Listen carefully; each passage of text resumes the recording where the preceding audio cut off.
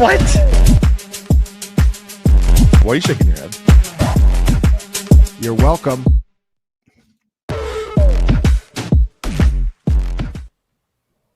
Welcome to the DFS Cage Match, where every week of the NFL season, myself and Jake Tribby and a rotating guest draft teams against each other on DraftKings.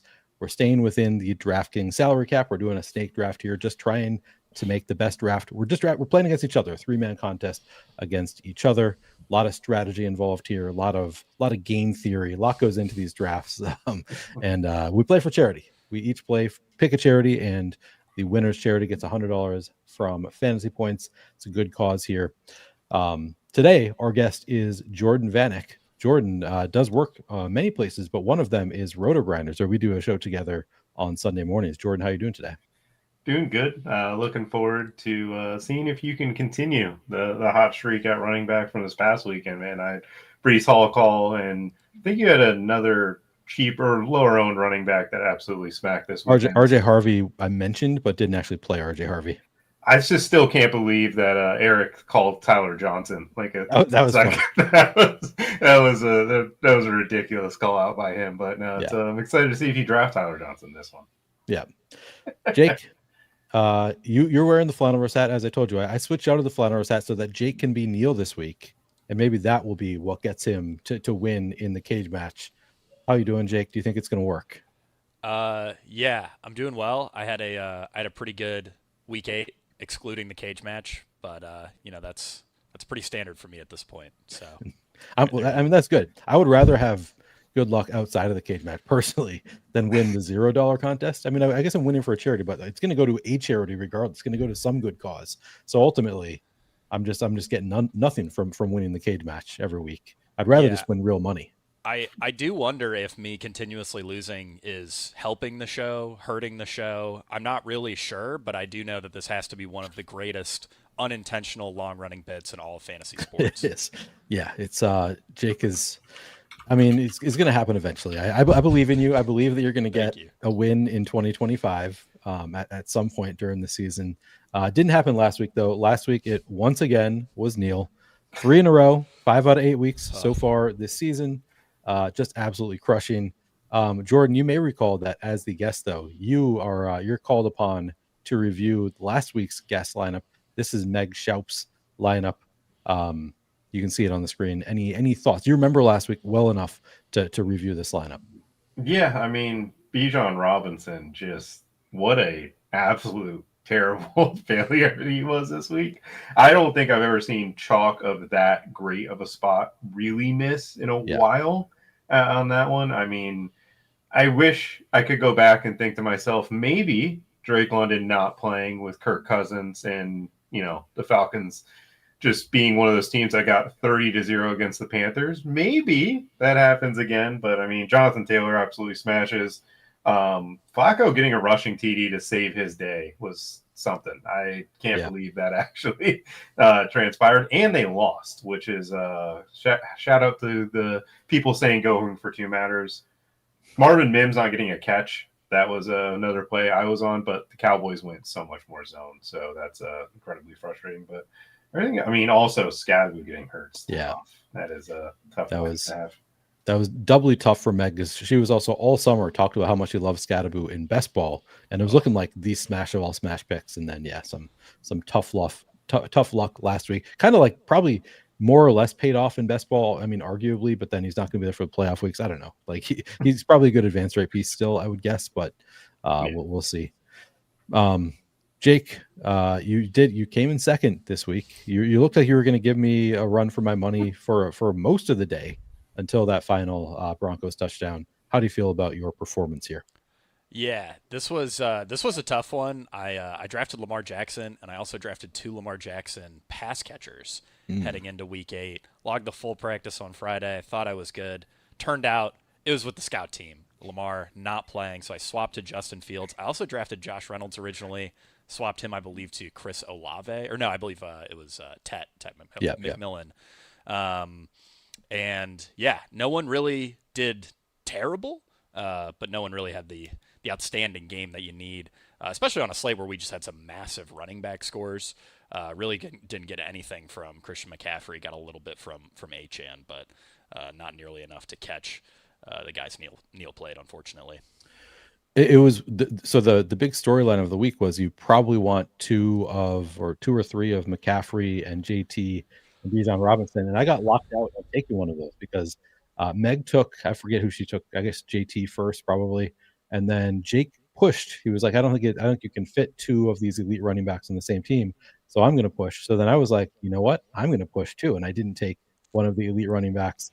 Then Jake, I think, took one on the way back, and then Meg took the other one. So I was locked out of any of the elite running backs, which worked out for two out of the three were pretty damn bad.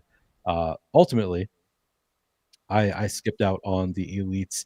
I don't remember. I think I probably took Rashad White in the first round. I don't remember, but generally, what worked out for me, Breece Hall, one of my favorite plays of the week, along with Troy Franklin was the the cheap Denver receiver that I was on. So I ended up doing a Bo Nix double stack of Cortland Sutton and Troy Franklin. That worked out pretty well. Sutton not great, but overall pretty well. Breece Hall worked out, and then Bengals defense got me -4. Jake, you also got -3 from your defense. That didn't go so well for us. Rashad White didn't go so well. Agbuka didn't go well, but I had enough from the players that I was leaning on, and 21 out of Jamar Chase is fine, I guess. So yeah, not a dominant lineup by any means, but we had enough of those like big scores to make it work with this one. Neil, can I just point out that when I drafted Troy Franklin in week 7, he scored, I believe, 9 fantasy points on 27 expected fantasy points. And when you drafted Troy Franklin in week 8, he had 17 expected fantasy points, but 27 actual fantasy points. Yeah, I mean, you need to know ball a little bit, Jake. Okay. So to me, 17 expected fantasy points against the Cowboys is actually like 45 expected fantasy points. Like That's you're right. just going to I score forgot that more part. than expected against the Cowboys. Yeah. Yeah. So that's why that happened. That's something you can kind of keep in mind. Like the matchup matters a little bit. That can have an impact on fantasy scores. I'm learning so much. Yeah, that's why we do the show, Jake. So I can teach you someday. You're going to take over. You're going to be the old wise one who wins 5 out of 8 weeks. Yeah, I can't wait. Yeah, to Ryan Heath will be the young guy. Come on, that was funny. All right, I played last week for Friends of North Augusta Animals, which was a bit because Jake plays for them every single week and never wins them any money. So $100 going to Friends of North Augusta. Jake, you're also playing for them this week. I guess. So you want to say a couple words about Friends of North Augusta? Yeah, I mean, like Neil said, I never win them any money, but I'm glad to represent. I mean, at the very least, they've gotten a ton of free advertising from being on this program every single week. That is true. Maybe other people feel bad that you never win for them. So then they're noting. So it's actually working out pretty well for Friends of North Augusta. I'm playing for 360 Communities food shelf. They have local food shelves here in near me in Burnsville and Apple Valley, where I grew up. I think a lot of people are going to be in need coming up of assistance, so I thought it's a good time to support some local food shelves. And this is just to the general charity, but they do have some local food shelves here in Minnesota. And then Jordan playing for Children's Miracle Network Hospitals. Do you want to say anything about this cause?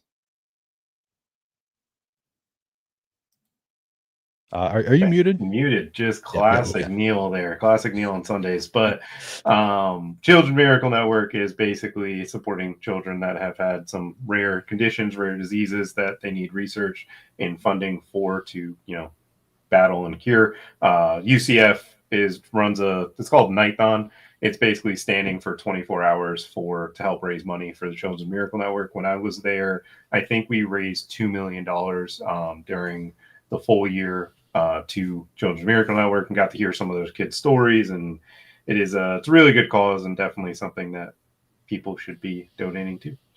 Very cool. All right. We are going to get into drafting for this week's the week 9 slate. Jordan, as the guest, you get to choose your draft slot here. Do you know where you want to go? And for the record, I'm going ahead of Jake, if that plays any factor for you. I'm going 3. I want to go last. I want to see what you guys do 1 and 2 and see how it plays out. All right. So I am going first, then Jake, then Jordan. Of course, I've given this a ton of thought, and I will be telling you my pick momentarily here. He's thought about it so much that he needs to tell it to us shortly. Yeah, Just needs I a will. minute. I will be telling you exactly what I'm doing after I know what I'm doing, but I will let you know. Yeah. All right. Hang on one I second. will say, as Neil thinks about the pick that he's already put a ton of thought into, for this slate, this music is hilarious. For this slate, like this is, I think, one of the best slates we've had in quite a while. There are a ton of high totals and a ton of really tight spreads. Last week we had some high totals, but like all the spreads were pretty significant. This week a lot better. Plus we have the 4 p.m. hammer with Chiefs Bills, which should just be an awesome game. Yeah. All right, man. This is hard. It's a tough one. This is not an obvious like this is who you want clearly with the number one pick kind of slate. This is a lot of like pretty good picks. No, I don't like that. All right. I'm gonna go with Christian McCaffrey. 8,800. Giants run defense is suspect. Christian McCaffrey should be a smash every week. Looks like a pretty good value. That's where I'm going. CMC number 1. Yeah, on to Jake. I think that's a pretty strong pick. I mean, obviously the workload for McCaffrey is just incredible. Matchup's pretty solid. I'm going to grab the top value running back, and I mean, this guy's really gross, and I don't really want to play him in tournaments, so I'm sort of inversing myself for this contest. Kareem Hunt at just 4,700. Workload should be pretty solid with no Isaiah Pacheco, also like massive total. Bills are a huge run funnel, league's biggest run funnel by pass rate over expectation. So, he's probably going to 3.5 yards per carry his way to like 18 fantasy points here, and that should be enough at 4,700. I did think about that one quite a bit. Just for that value, I just couldn't get myself to click a name that I really don't want to click. Yeah, so I clicked one that I did want to click instead. No, that is fair. I will Jordan, say you get 2 picks now. Yes, I am going to stick to the NFC North. I'm going to go with Jahmyr Gibbs as my first pick against the Minnesota defense. They've been extremely bad at defending the run in a lot of matchups this season, and obviously Gibbs is one of the running backs that gives them issues as well. And then grossly, I'm going to go to tight end and just take Tucker Kraft. I know tight end position is usually something you want to punt, but his numbers against single high coverage this year are astronomical. Panthers have been one of the worst teams at defending the tight end position this entire season. And with the film of, hey, if you just do an outside toss, you can run for 1 million yards against the Panthers. Can't really do that with Josh Jacobs. I'm interested to see if they do it with like Savion Williams or some of the other gross receivers that can play running back that they have. I think play action off that with Tucker Kraft is going to be killing the Panthers this weekend. Yeah, nice spot against the Panthers. All right, and you have 51.85 left. You paid up a little bit, kind of mid-range prices. Back to Jake. So you got your value in Kareem Hunt. You're gonna go double value. You're gonna pay up here. I am going to pay up here. I think I can make this work. I was playing with some builds earlier in the week that included Jonathan Taylor. He's pretty hard to fit in overall this week. There is some value on the board, though. I think I can make it work. Jonathan Taylor is basically imagine 2024 Saquon Barkley if he was running a route on almost 70% of dropbacks and played in an offense that was almost twice as efficient by EPA per play. I mean, geez, what an incredible player. I think if he was 10-5, we'd still be drafting him in this format. Yeah, love me some Jonathan Taylor this week. And this is a pretty high total game, too. I believe it's 48.5 against the Steelers. So solid matchup and everything. Tough to argue with Jonathan Taylor. Scores 3 touchdowns every single week lately. So that can take you a long way. All right, so it is back to me. And I think I am going to, man. Oh, I got to go to my team. Man, this is it's a tough choice between a couple running backs. So I think I'm going to take them both. I'm going to go with Kamani Vidal and DeAndre Swift. Now this could bite me if Swift ends up sitting. Obviously, that would be pretty bad for me if Swift doesn't go. But I'm gonna take the shot. I've had success with my late swaps against Jordan in the past, So I'm going to lean into it here with McCaffrey, Vidal, and Swift and send it back to Jake. All right, so I'm going to grab the guy who I think is the best value wide receiver on the slate and someone that I'm like just very excited about for the second half of the season, Travis Hunter at just 4,700. The workload is getting there. The coach speak has been there. Brian Thomas Jr. has been hurt and or just not playing that well. I love me some Travis Hunter. I love Travis Hunter earlier in the season. My best ball bags have a ton of Travis Hunter. I also have some Travis Hunter MVP tickets that I think I can safely say will not cash. But hey, I'm going to run it back next year. Give me all the Travis Hunter this week. Yeah, it's fun. I'm excited for the second half of Travis Hunter. I don't know if it's actually going to work, but it sounds like they're going to try to get him more involved. And honestly, they already were like before the bye in that last London game against the Rams, like didn't do anything in the first half, but then in the second half they were just feeding him the ball. So that was kind of fun. I'm hopeful at least for Travis Hunter in the second half.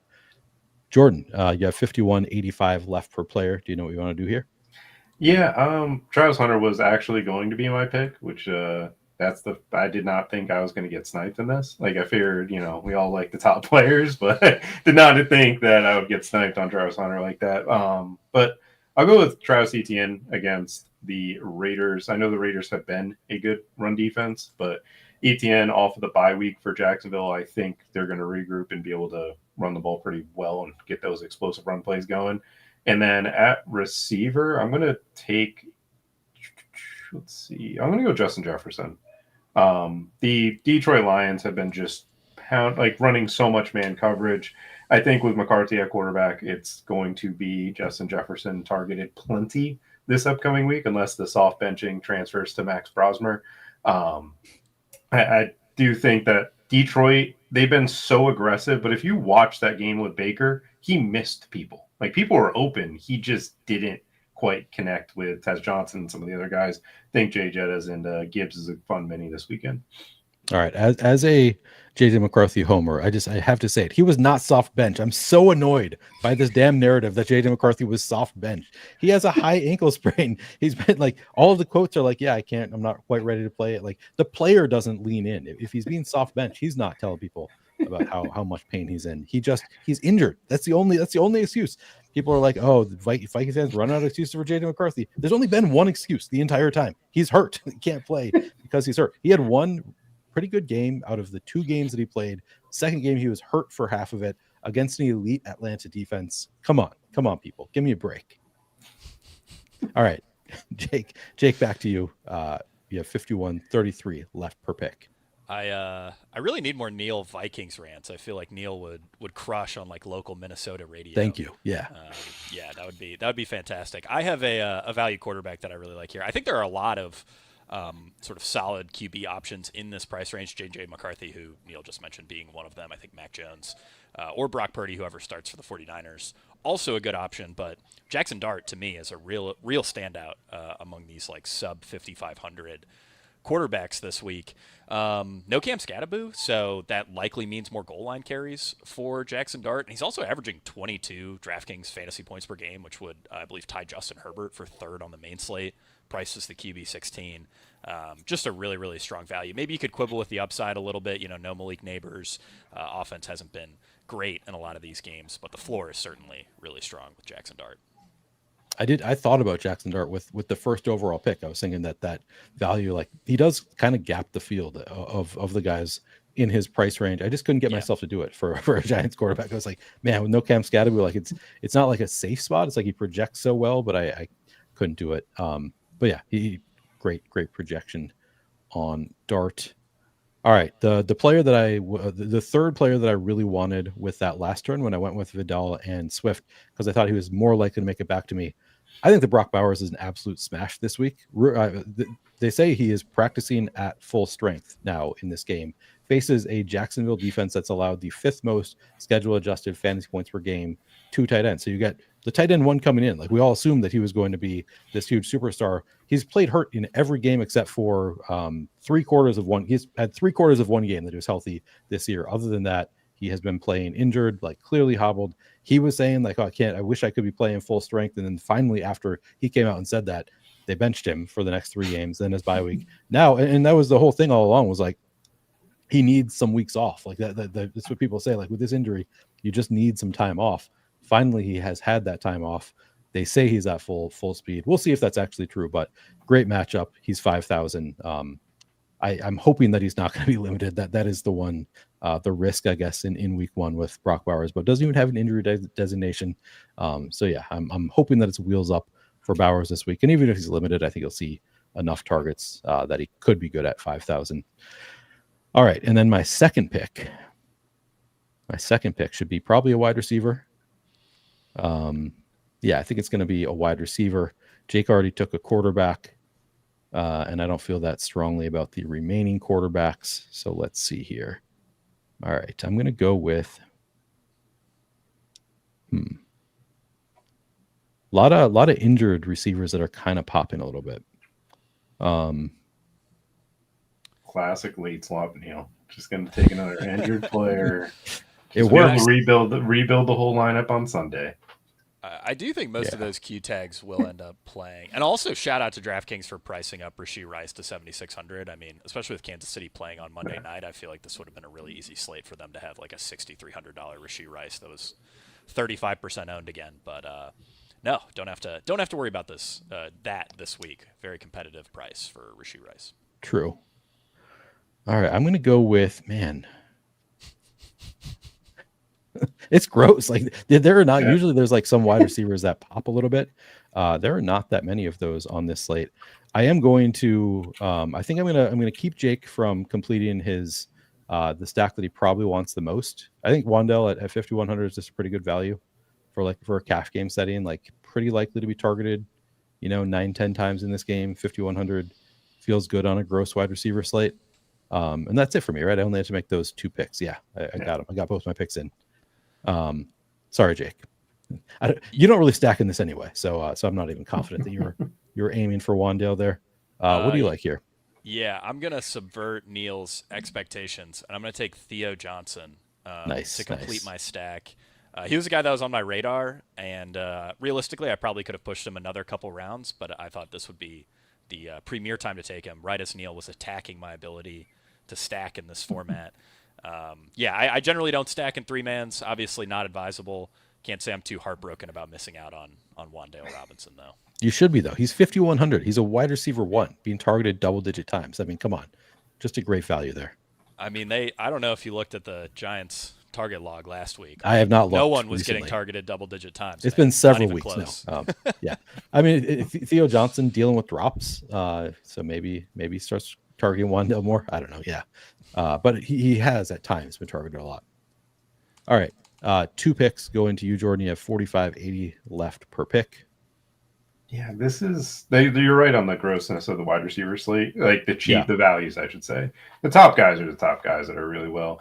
There's a player that the uptick in usage has shown, and we all liked him before the season. I think this is a really good matchup for him to have a successful game. I'm going to go with Jalen Coker with the first pick here. 77% route run participation. As an Xavier Legette guy, he's really good as a blocker, but as a receiver right now, he just hasn't hit. It feels like the development is just slowed.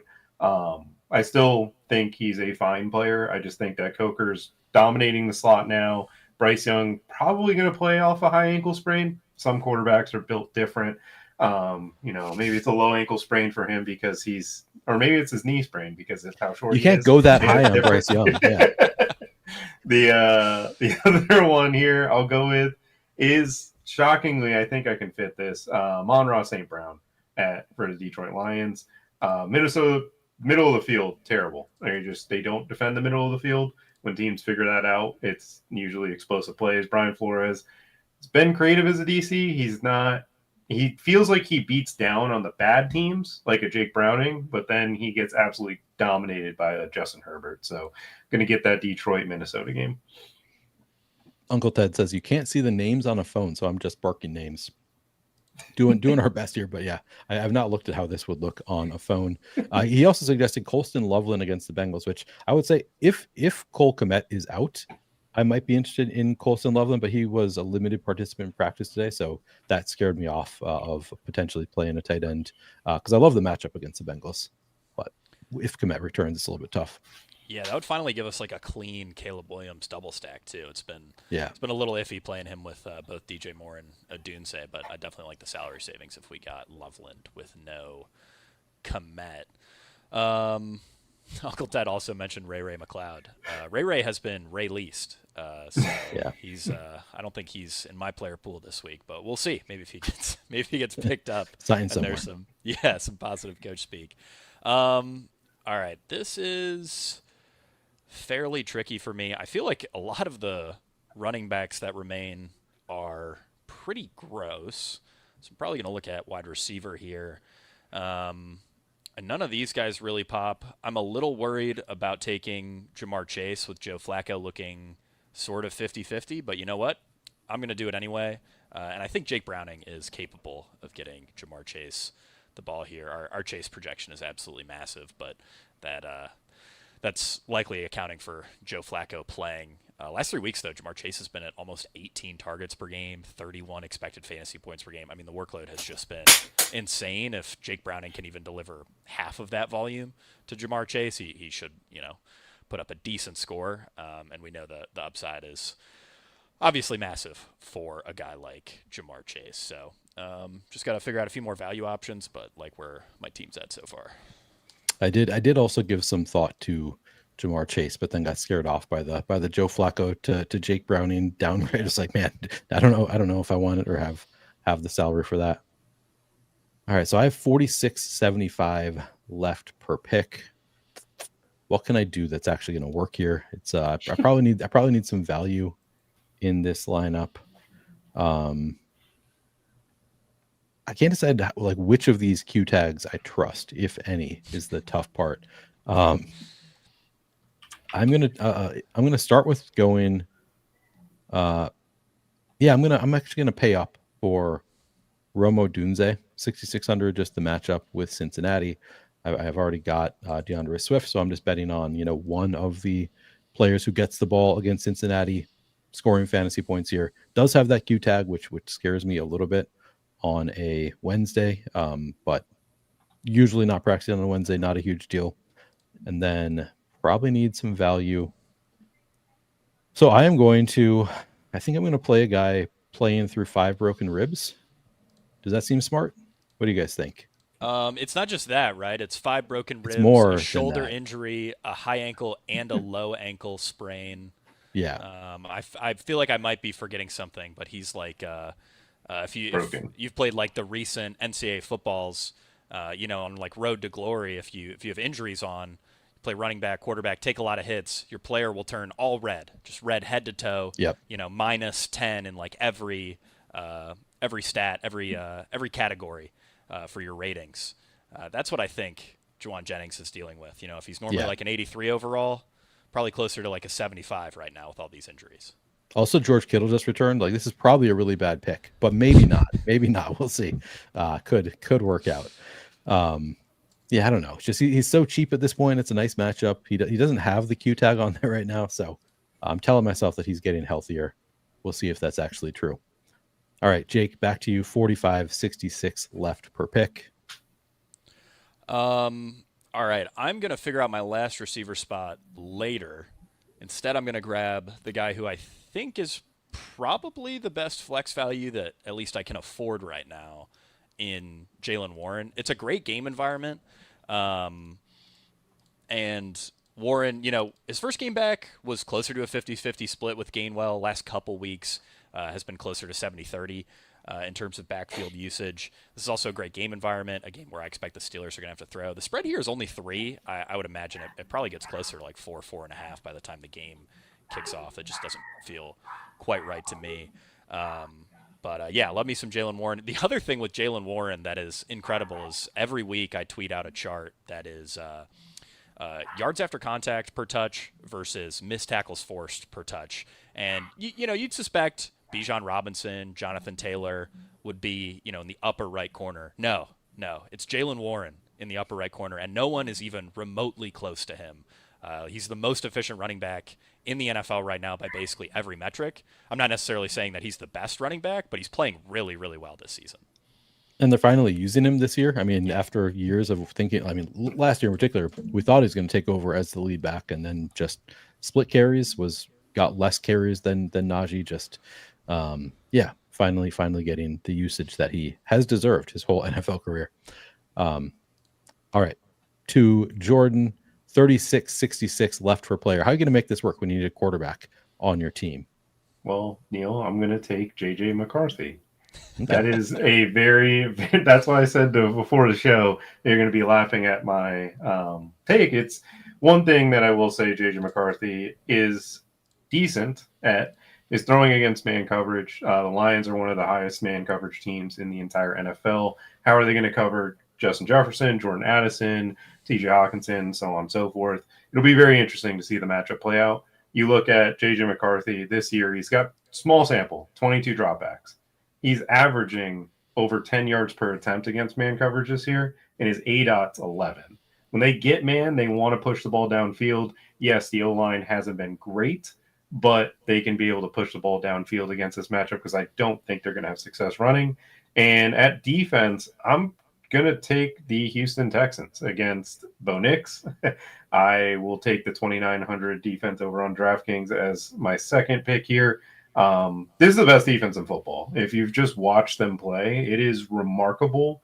Their linebackers are incredible in coverage. They're able to rotate them at times when they need to. Their safeties are just some of the hardest hitting people in sports. And then their corners have been pretty locked down this year. This past weekend, what they did to Christian McCaffrey, I don't think any other team in the NFL can do. I feel like, I don't know if you saw his touches. He had like 7 touches on the week. He's been getting 30 a week. They couldn't throw to him. He was just locked down. It was incredible what D'Amico did. Yeah, insane stuff. That defense is pretty unstoppable and does seem like a pretty good matchup with Bo Picks here. Tough to argue with that. And then you leave yourself $3,200 for a flex with your next pick. So we'll have to see what you come up with at $3,200. Jake, you've got $4,100 left with a wide receiver and a defense left. Yeah, managed to. I wasn't sure if this was going to work, but looks like I'll be able to fit a guy that I'm very interested this week. I know that Jordan took Justin Jefferson, who I also think is a great play, but Jordan Addison has actually outscored Justin Jefferson in 6 of their last 12 games together, which is a pretty remarkable stat, especially considering that Addison is $2,000 cheaper on DraftKings this week. Also just a great game environment, a game where Minnesota's really going to have to throw. I feel like, in some of these more neutral scripts, they've been leaning a bit more run heavy than what we've seen from some of these Vikings teams in years past. But I mean, this is one of those games where I think they're just going to have to let it loose, let McCarthy drop back 40 times, and Jordan Addison should be big time benefactor from that. Nice. Yeah, I mean, I obviously love these Vikings picks.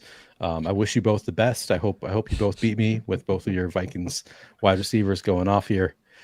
I have 7,800 left with a quarterback and a defense remaining to pick, and I think I'm gonna just take a negative score at defense again this week. I'm gonna lock myself into it by taking Caleb Williams at quarterback, stacking them up with Rome Odunze and DeAndre Swift. And then I have my choice between the Saints and the Panthers. I'm just going to look at the fantasy points projections to see who's better between the Saints and the Panthers. You're in luck, Neil. I have this on my screen already. We have the Saints projected for 2.5 points. We have the Panthers projected for 2.4 points. No other defenses within a point of them. So Saints. Right. you could say that. All right, so we are going to the Saints defense. Puka's questionable, right? So somebody said he's got a Q tag. I think it's I think he's one of the wide receivers that we've gotten some pretty positive news on. If I remember correctly, I think he's pretty much a lock to play this week. Yeah, no, he's probably going to go this week. But the Saints could just get a random pick 6 or something. I don't know. Probably not going to get much out of my defense. But Caleb is going to put up like 30 fantasy points on the Bengals.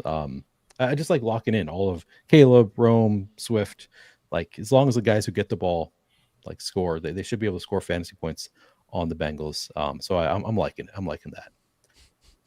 Now you get 2,400 left for your defense, Jake. Yeah, I'm going to go, Neil, he's all in on the Bears this week. I'm going to be all in on the Giants this week. Give me the Giants defense against the 49ers. All they have to do is play defense like the Texans did last week. San Francisco only had the ball for about 18 minutes last week. That was one of the craziest stats in the everything report that Scott Barrett writes.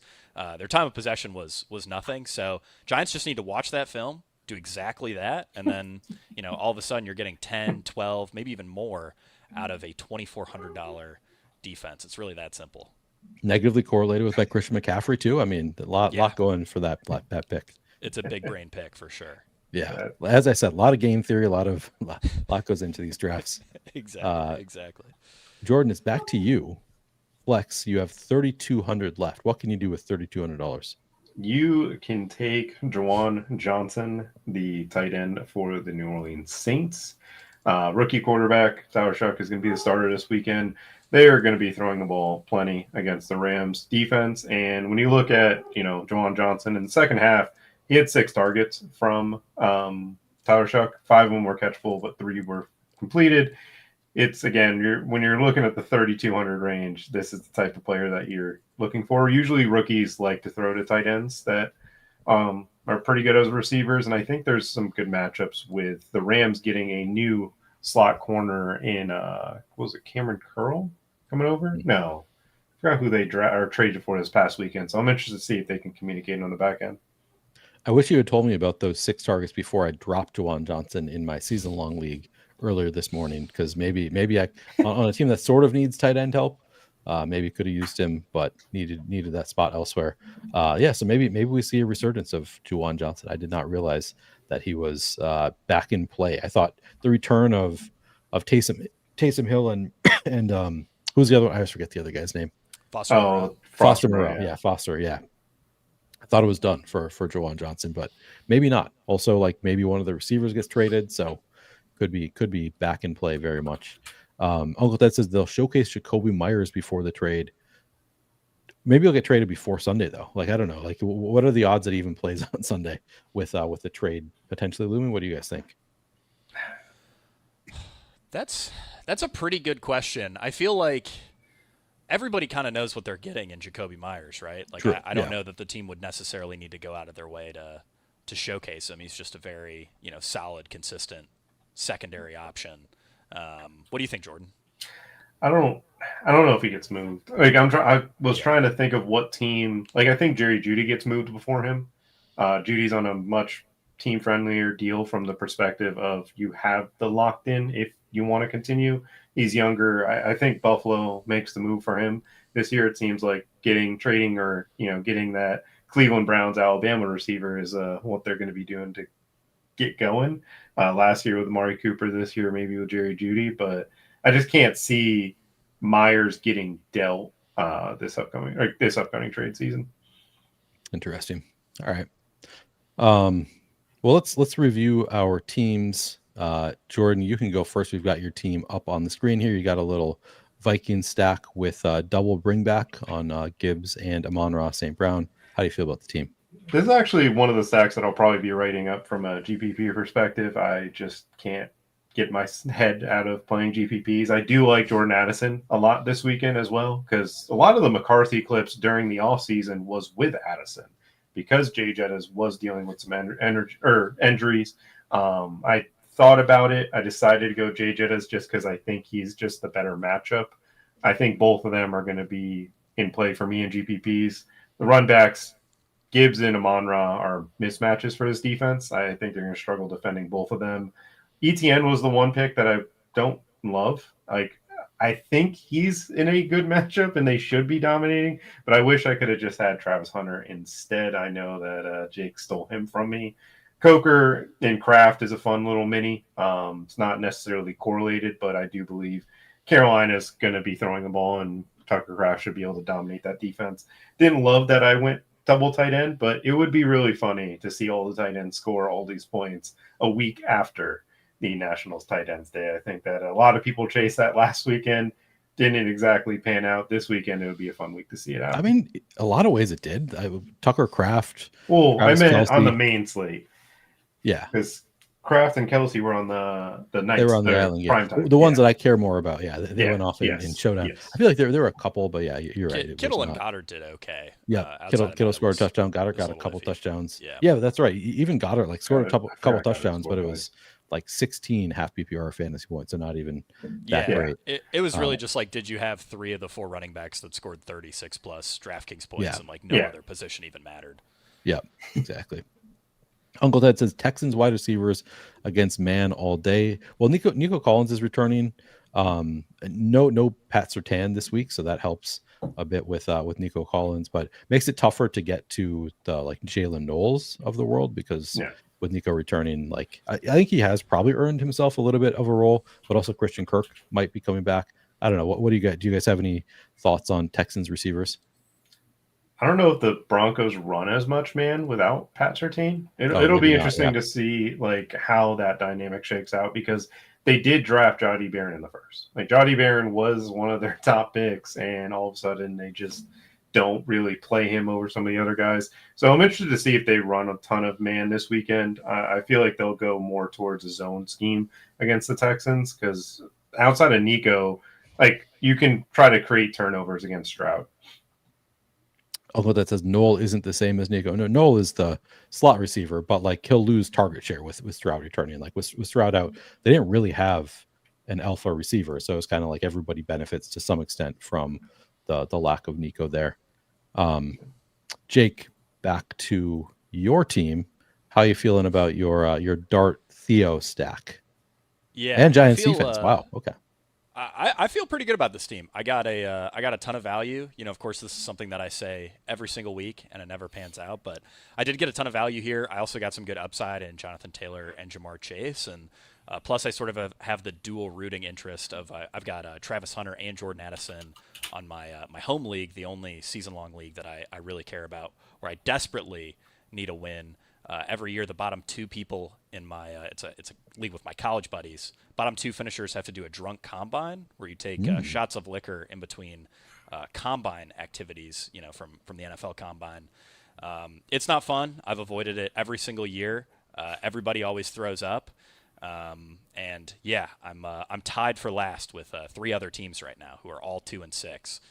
Very bottom top heavy league. I really need big games from Travis Hunter and Jordan Addison, and I think this is the week.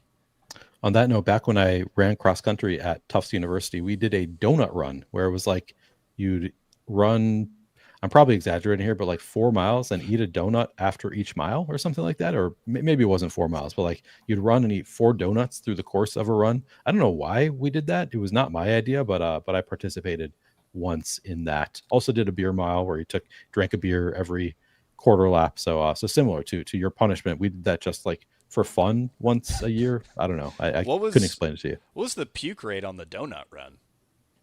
It was not as high as you'd think, as I recall. I don't remember a ton of puking. Maybe I'm wrong, but I don't remember like people really puking a lot. I mean, I feel like it'd be a lot easier to keep donuts down than beer while you're running. Yeah.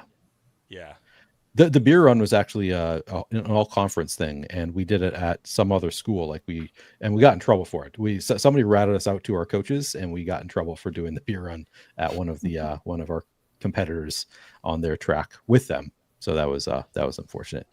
Anyway, my team, I'm loving it. I feel I was not that confident last week in my team, so this is probably a bad sign. But I'm loving my team as long as the Bears actually end up playing. I got Caleb with Odunze and Swift. Love that trio. My running backs, Christian McCaffrey, Kamani Vidal, and DeAndre Swift. Like I just feel so good about Swift against Cincinnati, Vidal against Tennessee, McCaffrey against the Giants. Like that trio is going to combine for, I don't know, 85 DraftKings points, something like that. Wandale, target hog, going to take all of Jackson Dart's fantasy points. Rome, Juwan Jennings, don't need much from him at 4,300, but I think if he gets healthier at all, like he's just a steal at 4,300. Bowers, just the pick of the day at 5,000 against the Jacksonville defense. And then the Saints, probably going to pick off Matthew Stafford. So feeling good about the team. All right. I think that's all we got here for this show. But what do you guys have coming up? Jordan, we'll start with you. What do you want to shout out? Oh, we'll be dropping, main slate college football article on Friday over at Roto Grinders, as well as the NFL Vanix Views on Thursday. And then I'll be joining with you, Neil, on Sunday morning with Eric. And hopefully we'll be taking some people that we are drafting in this. Hopefully we're talking them up as nice plays, because I think both of our teams are pretty good. I think Jake's team sucks. So. Yeah, Thank that's you. good. Yeah, So I mean that's a very safe bet. If you could bet on anyone's team being bad, if you've watched it any would of these clearly be streams, mine. Yeah. Jake, what do you want to shout out? Well, first I wanted to shout out my cage match team to end the show. I do have the highest projected team according to the Fantasy Points projections. This is also something that I say every single week, and it never really ends up mattering. I also wanted to shout out Cashing Points every Friday at 7 p.m. Me, Grant Barfield, Ryan Heath walk the slate. We go game by game, talk about all the plays that interest us over about the course of an hour. Always a good show to catch over on the Fantasy Points YouTube channel. And of course, Scott Barrett's weekly slate breakdown. I help him write it. He gets all the credit, all the glory. It's published under his name, but I do have a decent hand in that article that comes out Saturday mornings, and I know that's something that Scott and Neil talk about plenty on Outside the Box on Saturday afternoons. Jake, I also just learned this week that you do a podcast earlier in the week, like a first look show at DFS, and you do it most weeks with Graham Barfield, but you did it with Ryan Heath this week.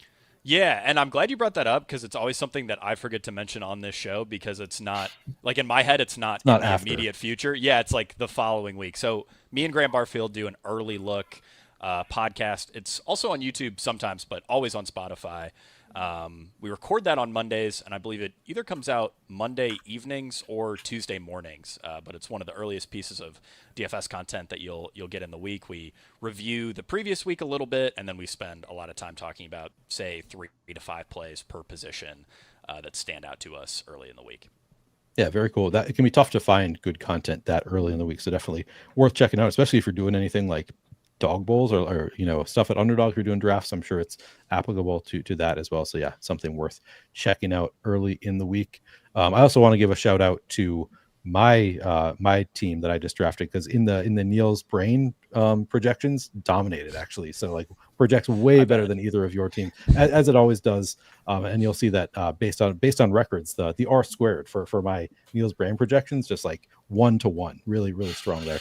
Yeah, it's like it's kind of like when baseball's DFS releases the best plays of the slate at like 6 p.m. on a Sunday. Those are the Neil Brain projections. Exactly, on a Wednesday. So good. I just like how Neil's going to be staring at JJ McCarthy throwing a touchdown to Justin Jefferson or Jordan Addison and just be so mad. No, I'll come on, give me a break. I'll be so happy for my best ball bags. We're actually could potentially make some money. But I'll sacrifice. I'll sacrifice my cage match team for that. But I've got my Thursday Night Football stuff coming out at Fantasy Points tomorrow. Article coming out. I'll be doing all my show breakdowns on the Flannelverse YouTube channel tomorrow as well. 1 in the afternoon with Adam Scher, 1 in the evening. Back with Scott for Outside the Box on Saturday. That's all I've got coming up this week. Thanks everybody for checking out the cage match. We'll be back next week. Good luck this weekend. What? Why are you shaking your head? You're welcome.